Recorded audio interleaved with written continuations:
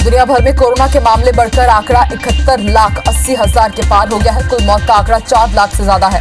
America, Brazil और रूस से ज्यादा मामले सामने आ रहे हैं। एक दिन में 1,07,000 नए मामले सामने आए। देश भर में कोरोना ने 2,65,000 का आंकड़ा पार कर लिया है। एक दिन में 8,444 लोग पॉजिटिव मिले हैं। वहीं देश में अब तक 1,29,000 से ज्यादा मरीज ठीक भी हो चुके हैं। देश भर में अभी एक्टिव केस 1,29,000 से ज्यादा है। देश में कोरोना मरीजों की संख्या बढ़ती ही जा रही है। इसी बीच दिल्ली में केंद्रीय स्वास्थ्य मंत्री डॉक्टर हर्षवर्धन ने वीडियो कॉन्फ्रेंसिंग के जरिए ग्रुप ऑफ मिनिस्टर्स के साथ बैठक की। स्वास्थ्य मंत्री ने कोरोना रोकथाम को लेकर की जा रही तैयारियों की भी समीक्षा की है। कोरोना वायरस के बढ़ते मामले को देखते हुए केंद्रीय स्वास्थ्य मंत्रालय ने अपने अधिकारियों और कर्मचारियों के लिए दिशा निर्देश जारी किए। निर्माण भवन में मंत्रालय के दफ्तर और स्वास्थ्य मंत्रालय के अधीनस्थ दफ्तरों को लेकर एक बार फिर से नई गाइडलाइन जारी की गई है।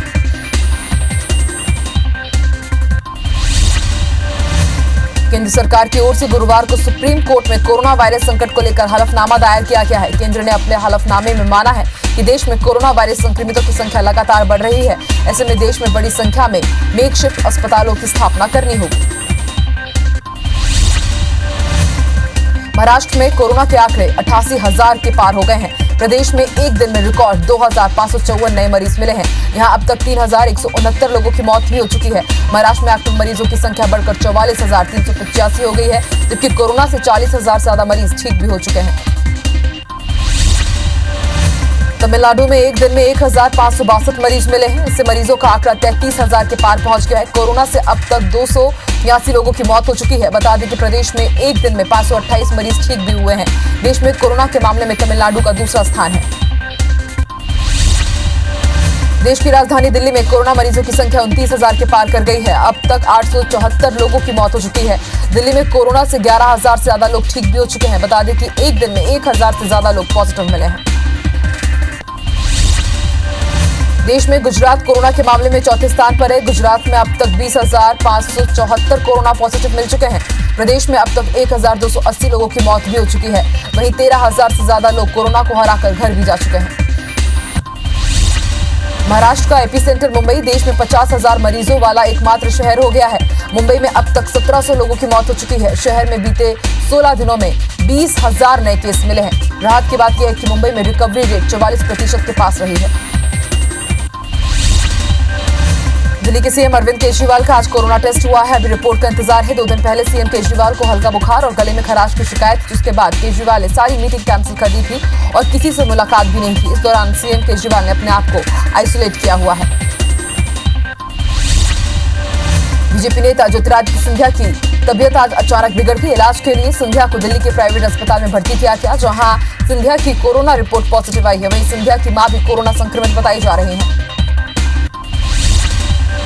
भोपाल में कोरोना को लेकर राहत देने वाली खबर है। भोपाल के चिरायू अस्पताल से 20 और होम्योपैथिक अस्पताल से 7 मरीजों को डिस्चार्ज किया गया है। वहीं भोपाल में रिकवरी रेट 71% से अधिक बताई जा रही है। अनलॉक की गाइडलाइन लागू होने के पहले सप्ताह में ही राजधानी भोपाल में कोरोना संक्रमण 50% अधिक बढ़ गया है। भोपाल में इस सप्ताह औसतन हर दिन 50 कोरोना पॉजिटिव मरीज पाए गए हैं। जून के पहले 8 दिन में 403 मरीज सामने आ चुके हैं। अप्रैल के महीने में 1 से 7 अप्रैल तक 84 मरीज मिले थे। वहीं 1 मई के 7 मई के बीच 159 कोरोना पॉजिटिव मरीज मिले थे। इंदौर में बीते 8 दिन में कोरोना वायरस की संख्या तेजी से घटी है। वहीं आगामी 10 दिनों में इसके बढ़ने की आशंका है। प्रशासन संक्रमण के खतरे को बढ़ता देख अनलॉक में ज्यादा रियायत देने की तैयारी में नहीं है। ऐसे में बेड, सैंपलिंग और स्क्रीनिंग की संख्या बढ़ाने पर जोर दिया जा रहा है। मध्य प्रदेश की आर्थिक राजधानी इंदौर में लगातार कोरोना योद्धा अपनी जान गंवा रहे हैं। मंगलवार को शहर में चौथे डॉक्टर की मौत कोरोना के चलते हुई है। वायरस की वजह से इंडेक्स मेडिकल कॉलेज में सर्जरी विभाग के एचओडी डॉक्टर अजय जोशी की मौत हो गई। 57 साल के डॉक्टर जोशी को 15 दिन पहले इलाज के लिए चौथराम अस्पताल में भर्ती करवाया गया था। मुंगेली में 20 कोरोना पॉजिटिव मिलने के बाद अब पॉजिटिव मरीजों का आंकड़ा 38 तक जा पहुंचा है। कल मिले 20 मरीजों में 16 मुंगेली ब्लॉक के हैं, जिसमें से एक फास्टरपुर थाने का सब इंस्पेक्टर है। वहीं लोरमी ब्लॉक से 4 संक्रमित पाए गए हैं। ये सभी प्रवासी मजदूर हैं। वहीं थाना सहित संक्रमित मिले गांव को सील कर दिया गया है। कवर्धा के चिल्फी और बोडला थाने के 10 आरक्षकों को क्वारंटीन किया गया है। सभी 10 आरक्षक कोरोना पॉजिटिव डॉक्टरों के संपर्क में आए थे, जिसके बाद सभी 10 आरक्षकों को क्वारंटीन किया गया है। वहीं जिले के एसपी ने सभी थाना प्रभारियों को सतर्कता बरतने के निर्देश दिए हैं। सूरजपुर जिले में 2 और कोरोना संक्रमित मरीज मिलने के बाद अब यहां संक्रमित मरीजों की संख्या 13 पहुंच गई है। जिले में मिले 2 कोरोना पॉजिटिव मरीज के बाद जिले में एक्टिव केस की संख्या 5 हो गई है। बता दें कि अभी तक जिले के कोरोना मरीजों को इलाज के लिए अंबिकापुर मेडिकल कॉलेज भेजा जा रहा था।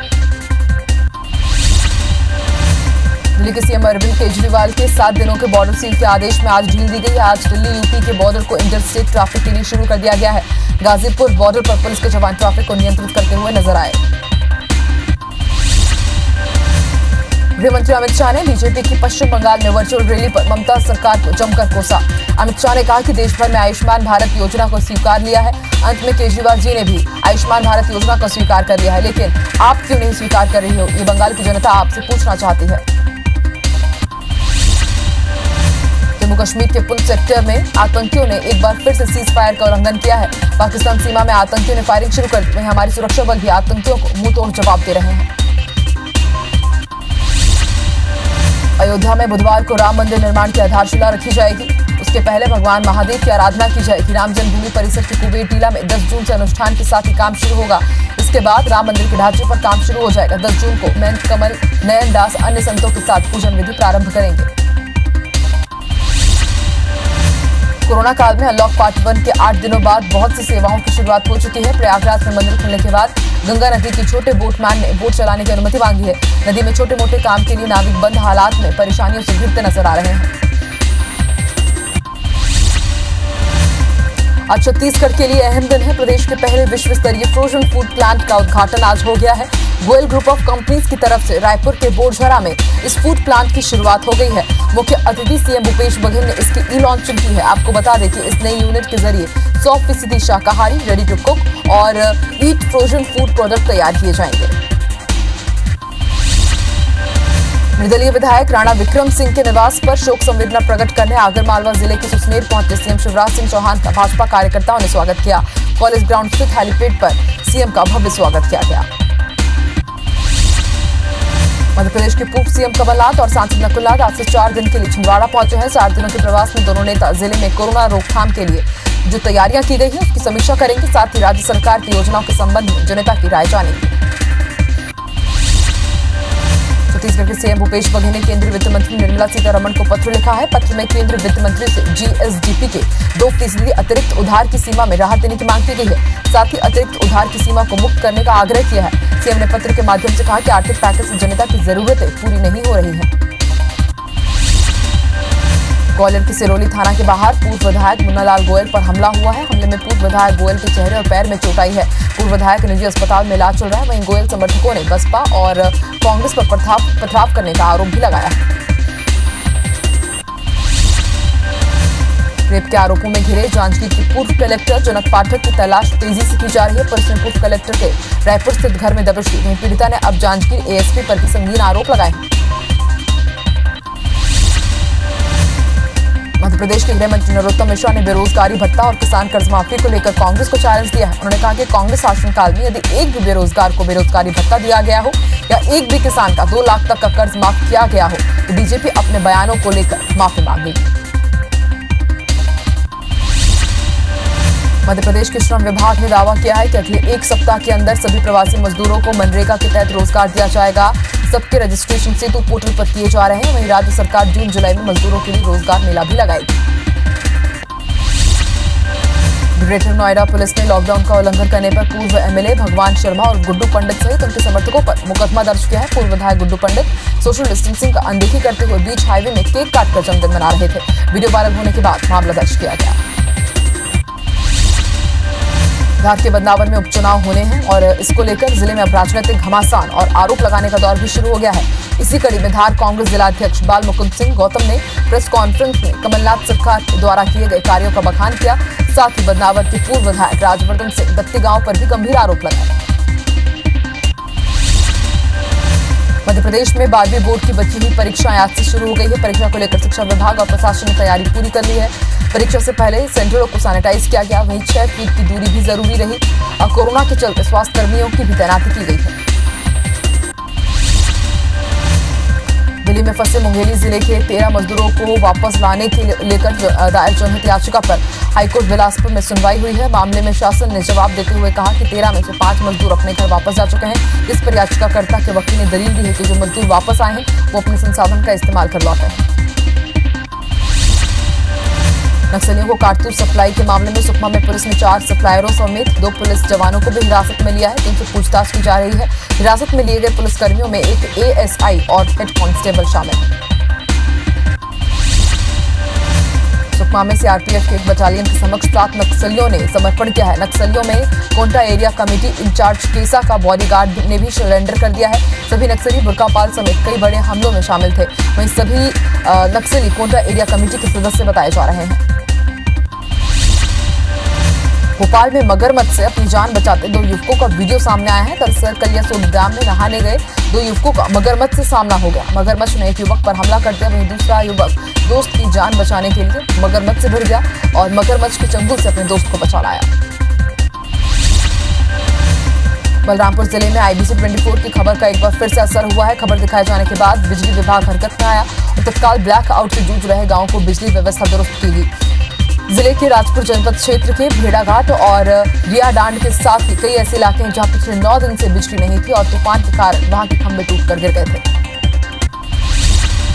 सुकमा जिले में ग्रामीणों ने नक्सलियों के खिलाफ मोर्चा खोल दिया है। ग्रामीणों ने नक्सलियों द्वारा वाहनों में आग लगाने की घटना की कड़ी निंदा की है। ग्रामीणों ने बैनर पोस्टर लगाकर रैली निकाली और नक्सलियों के खिलाफ जमकर नारेबाजी भी की। बिलासपुर में कोरोना संकट काल के बीच बेचा कब्जाधारियों के विस्थापन की कार्रवाई को लेकर सियासी बयानबाजी भी शुरू हो गई है। विपक्ष के नेता सत्ता पक्ष पर कार्रवाई को लेकर सवाल खड़े कर रहे हैं। बिलासपुर सांसद अरुण साव का कहना है कि कोरोना काल में बिलासपुर प्रशासन तानाशाही पूर्ण कार्रवाई कर लोगों को बेघर कर रही है। लॉकडाउन चला थे, भारत सरकार राज्य सरकार घलाव कहे कि कोनो घर से मत निकलाओ, लेकिन वहां रही ये तानाशाही सरकार और जिला के प्रशासन के तानाशाही। आदमी मल्ला घर ले उठा के फेंक दिन बिहनिया 4 बजे सोए बिस्तर ले।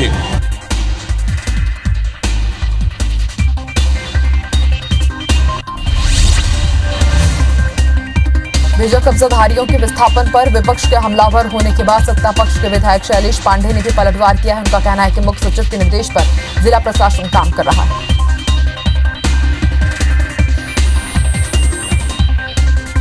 वहाँ पर जो अवैध कब्जा करके सरकारी मकानों में जो लोग रह रहे थे उनको हटाया गया है और उनकी तकलीफ भी है कि वो इस वक्त कहाँ जाएं। तो ये बात भी सही है, इसको लेकर जिला प्रशासन से बात की गई है। हट्टा वन परिक्षेत्र के रजपुरा में पदस्थ 2 वनकर्मियों का रेत से भरे ट्रैक्टर को छोड़ने के एवज में रिश्वत मांगने का एक वीडियो सोशल मीडिया पर वायरल हो रहा है। वायरल वीडियो में वनकर्मी कुछ व्यक्तियों से ट्रैक्टर छोड़ने के एवज में 10,000 रुपए की मांग करते दिखाई दे रहे हैं। जबलपुर से अमानवीय घटना सामने आई है। होम क्वारंटीन में रह रही महिला ने सास पर प्रताड़ित करने का आरोप लगाया। महिला ने वीडियो बनाकर मदद की गुहार लगाई है। वीडियो में महिला एक कमरे में बेटी के साथ कैद नजर आ रही है। बलरामपुर के खुटनापारा में आज भी लोग ढूंढी का गंदा पानी पीने के लिए मजबूर हैं। गांव से 2 किलोमीटर अंदर इस ढूंढी में जानवर के साथ ग्रामीण भी पानी को पीकर अपनी प्यास बुझाते हैं। अधिकारियों और जनप्रतिनिधियों से उन्होंने बातचीत की है, लेकिन उन्होंने किसी की भी नहीं सुनी है। मामले में जनपद पंचायत के अधिकारी और सीईओ ने समस्या दूर करने की बात कही है। छत्तीसगढ़ के साथ देश के कई राज्य पिछले कई दशकों से नक्सल समस्या से जूझ रहे हैं। पुलिस और सेना के जवान इस लड़ाई में नक्सलियों से लोहा ले रहे हैं। लगभग 9 महीने की कड़ी ट्रेनिंग के बाद नक्सल एरिया में अब तैनाती की जाएगी। इनमें खास बात यह है कि इन बेल्जियम शेफर्ड डॉग्स की ब्रीडिंग भिलाई में ही कराई गई है और अब बाहर से डॉग्स खरीदने की जगह इनके 24 बच्चों को ही ट्रेनिंग देकर तैयार किया जा रहा है। सतना में जिम संचालक और जिम व्यवसाय से जुड़े लोगों ने अनोखा प्रदर्शन किया। सभी ने अर्धनग्न होकर सड़क पर एक्सरसाइज करते हुए सरकार से जिम खोलने की गुहार लगाई है। जिम संचालकों का कहना है कि लाखों का कर्ज लेकर जिम खोलने वाले कई लोगों के सामने अब रोजी रोटी की संकट खड़ी हो गई है। मंत्रालय में नगरीय विकास एवं आवास विभाग के एक आउटसोर्स कर्मचारी की कोरोना से मौत के बाद हड़कंप मच गया है। मंत्रालयीन कर्मचारी संघ ने विभाग को सील कर सभी कर्मचारियों की सैंपलिंग और उन्हें क्वारंटीन करने की मांग की है। कर्मचारी ने प्रमुख अधिकारियों को 2 टूक कह दिया है कि सुरक्षा का इंतजाम नहीं किया गया तो कामकाज बंद कर देंगे। बालाघाट जिले के नेवारवाही और रोहिली के बीच नक्सलियों ने एक युवक की गोली मारकर हत्या कर दी। पुलिस ने मुखबिरी के शक में हत्या की आशंका जताई जा रही है। शव के पास नक्सलियों का एक पर्चा भी बरामद किया गया जिसमें मुखबिरी का जिक्र किया गया है। ग्वालियर में घर में घुसकर छात्र की हत्या कर दी गई। आरोपी ने पुरानी रंजिश के चलते घटना को अंजाम दिया है। वहीं वारदात के बाद से सभी आरोपी फरार है। घटना सिरोल थाने के जाटव मोहल्ले की है। जबलपुर में सड़क हादसे में 2 कार सवारों की जान बाल-बाल बची। तेज रफ्तार कार ने दूसरे साइड से आ रही कार को चपेट में ले लिया। वहीं एक कार तो ड्राइवर डिवाइडर के पार जा गिरी तो वहीं कार के परकच्चे उड़ गए। हादसे का वीडियो सोशल मीडिया पर भी वायरल हो रहा है। छत्तीसगढ़ की राजधानी रायपुर में सीएम हाउस के सामने हादसा हो गया। तेज रफ्तार कार अचानक डिवाइडर से टकरा गई। हालांकि हादसे में किसी के घायल होने की खबर नहीं है। वहीं सीएम हाउस की सुरक्षा में तैनात जवान बाल-बाल बच गया। उमरिया शहडोल की सीमा पर सोन नदी पार करते समय 3 बालक डूब गए। कड़ी मशक्कत के बाद एनडीआरएफ की टीम ने 2 के शव बाहर निकाल लिए हैं। घटना की सूचना के बाद आदिम जाति कल्याण मंत्री मीना सिंह घटनास्थल पर पहुंची। उन्होंने घटना में मृतकों के परिजनों को 4-4 लाख की आर्थिक सहायता देने की घोषणा की है।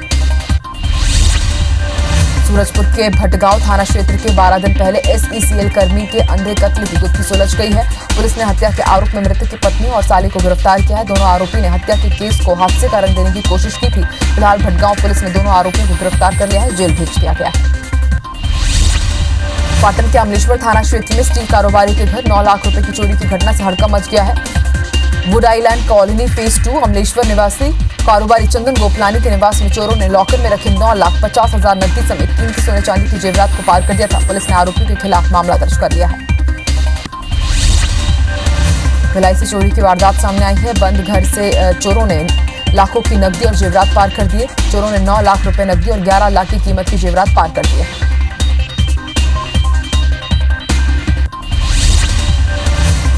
बिलासपुर में 3 व्यापारियों से 10.5 लाख की ठगी का मामला सामने आया है।